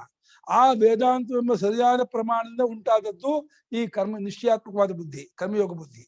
ಅದನ್ನು ಉಂಟಾದದ್ದಾದ್ರಿಂದ ಆ ಶ್ರೇಯೋಮಾರ್ಗದ ಇದು ಒಂದೇ ಸರಿಯಾದಂತ. ವೇದಾಂತದಲ್ಲಿ ಎಲ್ಲಿ ಹೇಳಿದೆ ಕರ್ಮಯೋಗವನ್ನ? ವೇದಾಂತಗಳಲ್ಲಿ ಕರ್ಮಯೋಗ ಪ್ರತಿಪಾದಿತವಾಗಿದೆ. ಅದು ಸಮ್ಯ ಪ್ರಮಾಣ ಜನಿತ ಅಂತ ಹೇಳಿದ್ದಾರೆ ಭಾಷ್ಯಕಾರರು. ತಮೇತಂ ವೇದಾನುವಚನೇನ ಬ್ರಾಹ್ಮಣ ವಿದ್ಯುಷಂತಿ ತಂ ಪರಮಾತ್ಮಾನಂ ತಮೇತಂ ಪರಮಾತ್ಮ ವೇದಾನುವಚನೇನ ಯಜ್ಞೇನ ದಾನೇನ ತಪಸಾ ಅನಾದಿಯೇನು ಕರ್ಮಯೋಗ ಹೇಳ್ತಾರೆ. ಅವರಿಂದ ಇವರನ್ನು ತಿಳ್ಕೊಳ್ಬಿಡ್ತಾರೆ ಅಂದ್ರೆ ಕರ್ಮಯೋಗ ಮಾಡಿದ್ರೆ ತಿಳ್ಕೊಳಕ್ಕಾಗೋದು. ಕಾಮ್ಯಕರ್ಮ ಮಾಡಿದ್ರೆ ಪರಮಾತ್ಮ ತಿಳ್ಕೊಳಕ್ಕಾಗೋದಿಲ್ಲ. ಇದಮ್ಮೆ ಅನೇನ ಅಂಗಂ ಸಂಸ್ಕ್ರಿಯತೆ ಅಂತ ಇನ್ನೊಂದು ವಾಕ್ಯ ಬರ್ಲಿ. ಇತರಾಹ ವಿಪರೀತ ಬುದ್ಧಯಃ ಯಾಸಾಂ ಶಾಖಾಭೇದ ಪ್ರಚಾರವಶಾತ್ ಅನಂತಃ ಅಪಾರಃ ತದುಪರತಃ ಸಂಸಾರಃ ನಿತ್ಯಪ್ರತತೋ ವಿಸ್ತೀರ್ಣೋ ಭವತಿ. ನಿಮಗೂ ಬೆಲೆ ಅನುಕೂಲ ಕೂತ್ಕೊಳ್ಳಿ. ವಿಸ್ತೀರ್ಣೋ ಭವತಿ ಎಲ್ಲಪ್ಪ ಪ್ರಮಾಣ ಜನಿತ ವಿವೇಕ ಬುದ್ಧಿ ನಿಮಿತ್ತ ವಶಾಚ್ಚ ಅವಸಾಚ ವಸಾಚ್ಚ ಉಪರತಾಸೋ ಅನಂತ ಭೇದ ಬುದ್ಧಿಶೋ ಸಂಸಾರೋಪಿ ಉಪರಮತೆ ತಾಹ ಬುದ್ಧಯಃ ಬಹುಶಾಖಾಃ ಬಹ್ವ್ಯಃ ಶಾಖಾಃ ಯಾಸಾಂತಾಃ ಬಹುಶಾಖಾಃ ಬಹುಭೇದಾಃ ಇತ್ಯೇತತ್. ಇನ್ಯಾವುದಾದರೋ ಪುನಃ ಅಂದ್ರೆ ಆದರೋ ಅಂತ. ಇದು ಒಂದೇ, ಯಾವುದೋ ಪುರುಷ ಪ್ರಮಾಣ ಜನಿತವಾದ ನಿಶ್ಚಯಾತ್ಮಕವಾದ ಬುದ್ಧಿ ಮಾರ್ಗ ಒಂದೇ, ಅದರಲ್ಲಿ ಇದಿಲ್ಲ. ಇದು ಒಂದೇ ಕರೆಕ್ಟ್ ಸರಿಯಾದ ಮಾರ್ಗ. ಈ ತಪ್ಪು ಮಾರ್ಗ ಎಷ್ಟು ಅಂದ್ರೆ ವಿಪರೀತ ಬುದ್ಧಿಗಳಿಂದ, ತಪ್ಪು ತಿಳುವಳಿಕೆಯಿಂದ ಉಂಟಾಗುವ ಬುದ್ಧಿಗಳಿದೆಯಲ್ಲ, ಶಾಖಾ ಭೇದ ಪ್ರಚಾರ ವಶಾತ್, ಶಾಖಾ ಕೊಂಬೆಯ ಭೇದದ ಅಂದ್ರೆ ಓಡಾಟಕ್ಕೆ ತಕ್ಕ ಹಾಗೆ, ಓ ಈ ರೀತಿ ಹೋಗ್ಬೋದು, ಹೀಗೆ ದುಡ್ಡು ಮಾಡ್ಬೋದಲ್ವೇ, ಈ ರೀತಿ ಹೋದ್ರು ಕೂಡ ವಶ ಮಾಡ್ಕೋಬಹುದಲ್ವೇ, ಹೀಗೋದ್ರು ಕೂಡ ನಮ್ಮ ಅಧಿಕಾರ ತಗೋಬಹುದಲ್ವೇ, ಹೀಗೋದ್ರು ಕೂಡ ಕೀರ್ತಿ ಬರುತ್ತೆ, ಹೀಗೋದ್ರು ಮರ್ಯಾದೆ. ಕೀರ್ತಿ, ಮರ್ಯಾದೆ, ಅಧಿಕಾರ, ಭೋಗ ಅದಕ್ಕಿರೋ ಮಾರ್ಗಗಳು ನೂರಾರು. ದುಡ್ಡಿಗಂತೂ ಎಷ್ಟು ದೇಹ, ಕಲ್ ಕುಟ್ಕ ದುಡ್ಡು ಮಾಡ್ತಾರೆ, ಬ್ರೋಕರ್ ದುಡ್ಡು ಮಾಡ್ತಾರೆ, ಬೇರೆ ದೊನ್ನೆ ಮಾಡೋದು ದುಡ್ಡು ಮಾಡ್ತಾರೆ, ಬೇರೆ ಮಿಷನ್ ಫ್ಯಾಕ್ಟ್ರಿಗಳು ಓದು ಎಲ್ಲ ದುಡ್ಡು ಮಾಡೋಕೆ ಇರೋ ಮಾರ್ಗಗಳು. ದುಡ್ಡು ಮಾಡೋಕಿರೋ ಮೂರ್ತಿ ಮಾರ್ಗ ಎಷ್ಟು ಕೇಳಿದ್ರೆ ಒಂದು ಕೋಟಿ ಇದೆ. ಒಂದು ಕೋಟಿ ದುಡ್ಡು. ಜಾಡು ಮಾಲಿಯೂ ದುಡ್ಡು ಮಾಡ್ತಾನೆ, ಚಾಪೆ ಹಣಿಯವರು ದುಡ್ಡು ಮಾಡ್ತಾರೆ, ಬಡಗಿ ದುಡ್ಡು ಮಾಡ್ತಾನೆ, ಕಮ್ಮಾರು ದುಡ್ಡು ಮಾಡ್ತಾನೆ, ಕುಂಬಾರು ದುಡ್ಡು ಮಾಡ್ತಾನೆ. ಬರೀ ದುಡ್ಡು ಮಾಡೋ ಮಾರ್ಗಗಳೇ ಅಲ್ಲ, ಆ ಮಾರ್ಗಗಳು ತುಂಬಾ ಇದೆ. ಇದು ಅನಂತ ಅಪಾರ. ಆ ಶಾಖಾಭೇದದ ಪ್ರಚಾರಕ್ಕೆ ಅಂದ್ರೆ ಓಡಾಟಕ್ಕೆ ಅಧೀನವಾಗಿ ತುದಿ ಇಲ್ಲದ, ದಡವಿಲ್ಲದ. ಅನಂತ ಅಂದ್ರೆ ತುದಿ ಇಲ್ಲ, ಅಪಾರ ಅಂದ್ರೆ ದಡ ಇಲ್ಲ, ಅನುಪರತ ಅಂದ್ರೆ ಎಂಡ್ಲೆಸ್, ಮುಗಿಯೋದಿಲ್ಲ. ಮುಗಿದೇ ಇರತಕ್ಕಂತಹ ಈ ಸಂಸಾರವು ನಿತ್ಯ ಪ್ರತತ ನಿರಂತರ ನಡೀತಾನೆ. ನಾವು ಎಷ್ಟು ಸಲ ಹುಟ್ಟು ಬಂದಿದ್ದೀವಿ ಕೇಳಿದ್ರೆ, ಇವಾಗ ಹುಟ್ಟಿದೀವಿ ಅಂದ್ರೆ ಇನ್ನು ಕೋಟಿ ಜನ್ಮದಿಂದ ಹುಟ್ಕೊಂಡೇ ಬಂದಿದ್ದೀವಿ ನಾವು. ಮಾತಾಪಿತೃ ಸಹಸ್ರಾಣಿ ಪುತ್ರದಾರ ಶತಾನಿತ, ಸಾವಿರಾರು ಅಪ್ಪ ಅಮ್ಮ ಆಯ್ತು, ಸಾವಿರಾರು ಹೆಂಡತಿ ಮಕ್ಕಳಾಗಾಯ್ತು, ಸಾವಿರಾರು ಇದಾಗಾಯ್ತು. ಎಷ್ಟು ಜನ್ಮ, ಪ್ರತಿ ಜನ್ಮದಲ್ಲೂ ಇದೇ ಮಾಡೋದು ನಾವು. ಮಕ್ಕಳು ಮಾಡೋದು, ಅಪ್ಪ ಅಮ್ಮ ಅನ್ಸ್ಕೊಳ್ಳೋದು, ಇದು ಮಾಡ್ಕೊಳ್ಳೋದು. ಅಯ್ಯೋ ತುದಿ ಇಲ್ಲ ಅದಕ್ಕೆ. ವಿಸ್ತೀರ್ಣವಾಗಿ ಹೊರಟಿದೆ. ಇದು ಪ್ರಮಾಣ ಜನಿತ ಅಂದ್ರೆ ಶಾಸ್ತ್ರ ಪ್ರಮಾಣದುಂಟಾಗಿರುವ ವಿವೇಕ ಬುದ್ಧಿ ನಿಮಿತ್ತ ವಶದಿಂದ ಇದು ಅಡಗಲಾಗಿ, ಇದು ಸುಳ್ಳು, ತೋರಿಕೆ, ಇಲ್ಯೂಷನ್, ಭ್ರಾಂತಿ ನಂಗೆ ಗೊತ್ತಾಗ್ಬಿಟ್ರೆ ಅನಂತ ಭೇದ ಬುದ್ಧಿ ಎಲ್ಲವೂ ಅಡಗಲಾಗಿ ಸಂಸಾರವೇ ಅಡಗೋಗ್ಬಿಡತ್ತೆ. ಅಯ್ಯೋ ಬರೀ ತೋರಿಕೆ, ಕಲ್ಪನೆ, ಇಲ್ಯೂಷನ್ ಗೊತ್ತಾಗ್ಬಿಡತ್ತೆ. ಆಗ್ಬೋದು. ಆ ಬುದ್ಧಿ ಇದೆಯಲ್ಲ, ಯಾಕೆ ಆ ವಿಪರೀತ ಬುದ್ಧಿ, ತಾ ಬುದ್ಧಿಯ ಭೂಶಾಖ. ಆ ವಿಪರೀತ ಬುದ್ಧಿಗಳು ಅನೇಕ ಕೊಂಬೆಗಳು. ದೊಡ್ಡ ಸಂಸಾರ ವೃಕ್ಷ ಅಂತ ಬೇರಿ. ಸಂಸಾರ ವೃಕ್ಷದಲ್ಲಿ 14 ಲೋಕಕ್ಕೂ ಒಂದೊಂದು ಕೊಂಬೆ ಕೊಡು. ಆ ಭೂಲೋಕದ ಕೊಂಬೆ ಒಳಗೆ ಮತ್ತೆ ಸಬ್ ಬ್ರಾಂಚಸ್ ಅಂತ ಕೊಡು. ಎಷ್ಟು ದೊಡ್ಡ ಮರ ಆಗತ್ತೆ ಗೊತ್ತಾ? ಆ ಸಬ್ ಬ್ರಾಂಚಸ್ ಅಲ್ಲಿ ಮತ್ತು 4 ವರ್ಣಾಶ್ರಮ ಅಂತ ಕೊಡು. ಆಮೇಲೆ ವರ್ಣಾಶ್ರಮದ ಭೇದದಲ್ಲಿ ಬೇರೆ ಜನರಿಗೆ ಬೇರೆ ವೃತ್ತಿಯನ್ನ, ಬೇರೆ ಬೇರೆ ಬಯಕೆಗಳನ್ನ. ಎಷ್ಟು ಟಾಪಿಕ್ ಇದೆ ಹೇಳೋ. ಕಲಾ topic, science topic, physics, chemistry, ಇದು ವ್ಯಾಕರಣ, ಜ್ಯೋತಿಷ್ಯ, ಇದು ಸೌತ, ವೇದದ ಟಾಪಿಕ್ 100, ಲೌಕಿಕ ಟಾಪಿಕ್ 100. ಎಲ್ಲ ದುಡ್ಡಿಗೆ. ಕೊನೆಗೆ ಏನಂದ್ರೆ ಅರ್ಥೋಸ್ತುನ ಕೇವನು ದುಡ್ಡೇ. ಕೊನೆ ಎಲ್ಲಿಗೆ ಪರ್ಯವಸಾನ ಆಗತ್ತೆ ಅಂದ್ರೆ ಎಷ್ಟು ದುಡ್ಡು ಯಾರಿಗೆ ಬಂತು, ಅವನ್ ಬುದ್ಧಿವಂತ ಅಂತ. ತುಂಬಾ ದುಡ್ಡು ಕಟ್ಟಿದ, ದೊಡ್ಡ ಮನೆ ಕಟ್ಕೊಟ್ಟಿದ್ದಾನೆ, ದೊಡ್ಡ ಅಪಾರ್ಟ್ಮೆಂಟ್ ಕೊಟ್ಟಿದ್ದಾನೆ, ಒಂದು 15-20 ರೂಮ್ ಇದೆ, ಚೆನ್ನಾಗಿ ಬಾಡಿಗೆ ಬರುತ್ತೆ ಅಂದ್ರೆ ಪರವಾಗಿಲ್ಲ ಕಣ್ರಿ, ಚೆನ್ನಾಗಿ ದುಡಿದಾರೆ ಕಟ್ಕೊಂಡಿದ್ದಾರೆ. ಇದಲ್ಲದೆ ಬೇರೆ 2-3 ಮನೆ ಇದೆ, ಅಲ್ಲೂ ಬಾಡಿಗೆ ಬರುತ್ತೆ, ಚೆನ್ನಾಗಿ ಪಡ್ಕೊಂಡಿದ್ದಾರೆ. ಬುದ್ಧಿಯೇ ಈ ಹೋಜಮ್ಮಲ್ಲಿ ಇತ್ತು, ಮುಂಜಾನೆ ಇರುತ್ತೆ. ಅದು ಭ್ರಾಂತಿ, ಕಲ್ಪನೆ. ಅದು ಅದನ್ನ ನೆಚ್ಕೊಂಡಿದ್ದೆ. ಮನುಷ್ಯನಿಗೆ ಬದುಕು ಬೇಕು, ಬದುಕಿಗೆ ಹೊಟ್ಟೆ ಬಟ್ಟೆ ಬೇಕು, ಕರೆಕ್ಟು. ಆದರೆ ಅತಿಯಾದಷ್ಟು ತಲೆನೋವೇ ಹೊರತು, ವಿಕ್ಷೇಪವೇ ಹೊರತು. ಈಗ 108 ಕಡೆಗೂ ನೀನ್ ನೋಡ್ಕೋಬೇಕು. ಅಲ್ಲಿ ಕರೆಂಟ್ ಇಲ್ಲ ಅಂತಾರೆ, ಅಲ್ಲಿ ಯಾಕೋ ಬಲ್ಬ್ ಹತ್ತಲ್ಲ ಅಂತಾರೆ, ಅಲ್ಲಿ ಮೋಟರ್ ಕರಿಯಾಗಿಲ್ಲ ಅಂತಾರೆ. ಇದು ಎಲ್ಲ ನೀನೇ ಹೋಗ್ಬೇಕು, ತಲೆ ಕೊಡ್ಬೇಕು.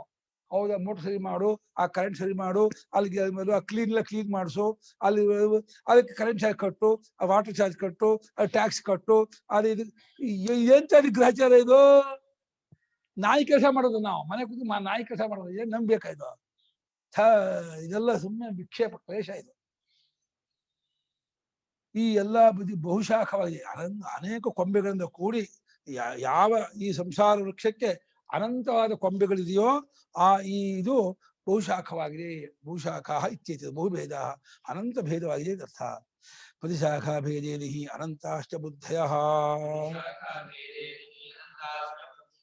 ಪ್ರತಿಯೊಂದು ಶಾಖಾ ಭೇದದಿಂದಲೂ ಅದಲ್ಲೂ ಲೆಕ್ಕವಿಲ್ಲದಷ್ಟು ಭೇದ ಬುದ್ಧಿಗಳು.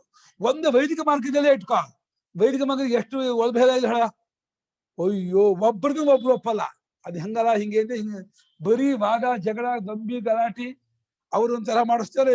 ಒಂದು ಉಪನಯನ 28 ಸಲ ಮಾಡಿಸ್ತಾರೆ. ಒಂದ್ ಮದುವೆ 50 ಸಲ ಮಾಡಿಸ್ತಾರೆ. ಏನ್ರಿ ಹೀಗೂ ಮದುವೆ, ಹಾಗೂ ಮಾಡ್ಬೋದು, ಹೀಗೂ ಮಾಡ್ಬೋದು. ಕರ್ಮ ಕರ್ತುಂ ಅಕರ್ತುಂ ಅನ್ಯಥಾವಾ ಕರ್ತುಂ ಲೌಕಿಕಂ ವೈದಿಕಂಚ ಕರ್ಮ. ಎಷ್ಟು ತರ ಮಾಡಿಸೋದು, ಎಲ್ಲವೂ ಕರ್ಮ. ಸತ್ಯನಾರಾಯಣ ಪೂಜೆ 10 ಜನ 10 ತರಹ ಮಾಡಿಸ್ತಾರೆ. ಅವ್ರು ಈ ತರಹ ಮಾಡಿಸಿದ್ರಲ್ಲ, ನೀವು ಹಿಂಗ್ ಮಾಡಿಸ್ತಾ ಇದ್ದೀರಲ್ಲ, ಅದು ಅವ್ರದ್ದೊಂದು ಟೈಪ್, ನಮ್ದೊಂದು ಟೈಪ್, ಅವ್ರದ್ದು ಅದು ಸತ್ಯನಾರಾಯಣ ಪೂಜೆನೆ, ಇದು ಸತ್ಯನಾರಾಯಣ ಪೂಜೆ, ಹೀಗೂ ಮಾಡ್ಬೋದು ಹಾಗಬಹುದು. ಸಪಾದ ಮಾಡ್ಕೊಂಡಿಲ್ವಾ, ಏನೋ ಒಂದು ಶ್ರೀಕರಣೆ ಮಾಡಿ ನೈವೇದ್ಯ ಪರವಾಗಿಲ್ಲ, ಶ್ರೀಕರಣೆ ಮಾಡಿದ್ರು ಒಪ್ಕೋತಾರೆ, ಶ್ರೀಕರಣೆ ಮಾಡಿ ನೈವೇದ್ಯ. ಏನು ಶ್ರೀಕರಣ ಸಪಾದ ಅಲ್ಲ, ಸಪಾದ ಆದ್ರೆ ಮಾಡಿ, ಇಲ್ಲ ಶ್ರೀಕರಣೆ ಮಾಡ್ಕೊಳ್ಳಿ, ಇಲ್ಲ ಕೇಸಿ ಬಾತ್ ಮಾಡಿ, ಇಲ್ಲ ಇನ್ಯಾವುದೋ ಪಾಶ. ಏನ್ ಪರಮಾತ್ಮನಿಗೇನು ಆ ಸಪಾದವೇ ಇಷ್ಟ, ಇನ್ನೊಂದು ಅನಿಷ್ಟ ಅಂತ ಏನಿಲ್ಲ.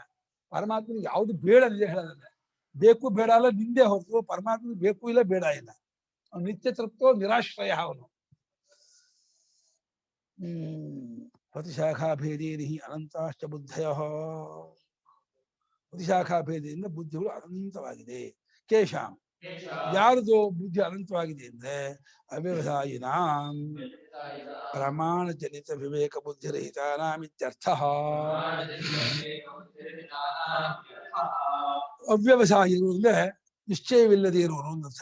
ವ್ಯವಸಾಯ ಅಂದ್ರೆ ನಿಶ್ಚಯ ಅಂತ ಅರ್ಥ. ವ್ಯವಸಾಯ ಮಾಡೋದು ಜಮೀನಲ್ಲಿ ಹೋಗ್ಬಿಟ್ಟು ಬೇಸಾಯ ಮಾಡೋದು, ವ್ಯವಸಾಯ ಮಾಡೋದು, ಕೃಷಿ ಮಾಡೋದು ಅಂತ ಅನ್ಕೊಳ್ತಾರೆ. ಅಲ್ಲೂ ಒಂದು ನಿಶ್ಚಯ ಅಂತ ಅರ್ಥ. ನಿಶ್ಚಯದಿಂದ ಮಾಡುವುದೆಲ್ಲ ವ್ಯವಸಾಯ ವ್ಯವಸಾಯ ಅನ್ಕೊಳ್ತಾರೆ. ಅಂದ್ರೆ ಪ್ರಮಾಣ ಜನಿತ ಅಂದ್ರೆ ವೇದಾಂತ ವಾಕ್ಯ ಪ್ರಮಾಣ ಜನಿತವಾದ ವಿವೇಕ ಬುದ್ಧಿ ಇಲ್ಲದೆ ಇದ್ದವರಿಗೆ ಈ ರೀತಿಯಾಗಿ ಅನಂತ ಭೇದವಾಗಿರ್ತಕ್ಕಂತಹ ಬುದ್ಧಿಗಳಿರುತ್ತವೆ. ಹಾಗೂ ಮಾಡೋಣ, ಹೇಗೂ ಮಾಡೋಣ, ಹೀಗೂ ಮಾಡೋಣ ಅಂತ ಹೇಳಿ ಏನೇನೋ ಒಂದಷ್ಟು ಎಫ್ಡಿ ಇಟ್ಟೋಣ, ಒಂದಷ್ಟು ಶೇರ್ಲ್ ಹಾಕೋಣ, ಒಂದಷ್ಟು ಇದಕ್ಕೆ ಇನ್ವೆಸ್ಟ್ ಮಾಡೋಣ. ಒಂದು 28 ಕಡೆ ಇನ್ವೆಸ್ಟ್ ಮಾಡೋದು, ಒಂದು ಹೋದು ಇನ್ನೊಂದ್ ಕಡೆ ಎಲ್ಲ ಇರುತ್ತೆ ಅಂತ ಹೇಳಿ. ಯಾವ್ದು ನಂಬಿಕೆ ಇಲ್ಲ, ಇದನ್ನ ಇಟ್ಟು ನೋಡೋಣ, ಇದು 28 ಅದು ಕೈ ಕೊಡ್ತದೆ, ಅಯ್ಯೋ ಕಂಪ್ನಿ ಮುಳುಗೋಯ್ತಂತೆ ಕಣ್ರಿ, ದುಡ್ಡೆಲ್ಲ ಹೋಯ್ತು ಅಂತ ಹೇಳೋದು. ಅಯ್ಯೋ ಭ್ರಾಂತಿ. ಕೊಟ್ಟು ಇಲ್ಲ, ಅನುಭವಿಸ್ಲೂ ಇಲ್ಲ, ದಾನವೂ ಇಲ್ಲ, ಅನುಭವಿಸ್ಲೂ ಇಲ್ಲ. ಅರ್ಧಲ್ಲ ಹುತಸ್ಯ ದತ್ತಸ್ಯ ತಥೈವ ತಿಷ್ಠತಿ ಅಂತ. ಹೋಮ ಮಾಡಿದ್ದು ದಾನ ಮಾಡಿದ್ದು ನಿನ್ ಬರುತ್ತೆ, ಬಚ್ಚಿಟ್ಟಿದ್ದು ಪರರಿಗೆ, ಕೊಟ್ಟಿದ್ದು ತನಗೆ. ಎಷ್ಟು ದಾನ ಧರ್ಮ ಮಾಡ್ತೀಯೋ ಈ ಜನ್ಮ ಅಂತ ಇದಾಗುತ್ತೆ, ಆ್ಯಡ್ ಆಗುತ್ತೆ. ಎಷ್ಟು ಕೂಡಿಡ್ತೀಯೋ ಮಹಾದಾನಿ ನೀನು, ಅಷ್ಟು ಬಿಟ್ಟು ಹೋಗ್ತೀಯಲ್ಲ, ಅವನು ಮಹಾದಾನಿ ಹೆಸರು. ಇವನು ಸ್ವಾರ್ಥಿ, ದಾನ ಮಾಡೋದು ಸ್ವಾರ್ಥಿ, ಉತ್ತಮ ಲೋಕಕ್ಕೆ ಹೋಗೋಕೆ ಪುಣ್ಯ ಲೋಕ ಹೋಗೋಕೆ ದಾನ ಮಾಡೋದ. ಇವನು ಅಷ್ಟು ಬಿಟ್ಟು ಹೋದ್ನಲ್ಲ, ಇನ್ನು ಮಹಾದಾನಿ ಇವನು. ಇನ್ನ ನಾಯಿ ಜನ್ಮ ತಗೊಳ್ತಾನೆ, ಕ್ರಿಮಿ ಜನ್ಮ ತಗೊಳ್ತಾನೆ. ಯಾಮಿಮಾಂ ಪುಷ್ಪಿತಾಂ ವಾಚಂ ಪ್ರವದಂತ ವಿಪಶ್ಚಿತಃ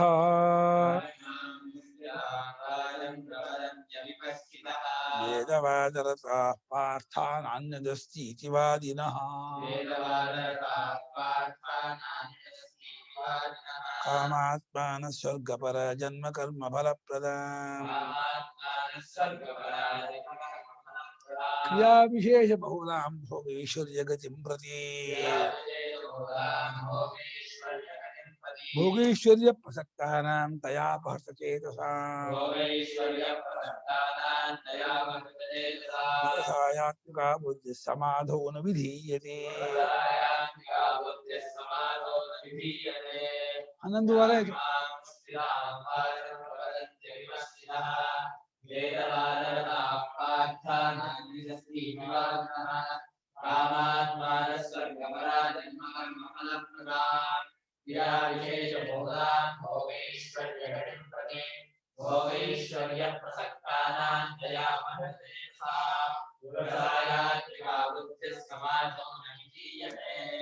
ನಾಳೆ ಮಾಡೋಣ. 11:15 ಆಯ್ತು.